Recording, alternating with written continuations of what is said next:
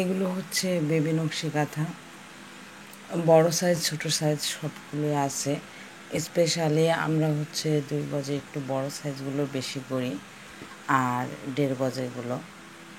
তো এগুলো অনেক সুন্দর। এটা বাঙ্গি কালারের মধ্যে, কালারটা বেশ ভালো আসছে না।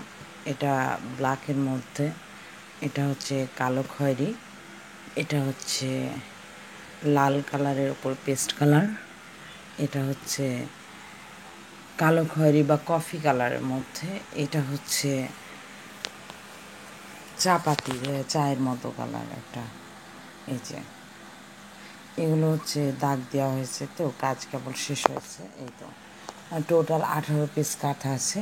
যাদের পছন্দ হবে অবশ্যই যোগাযোগ করবেন।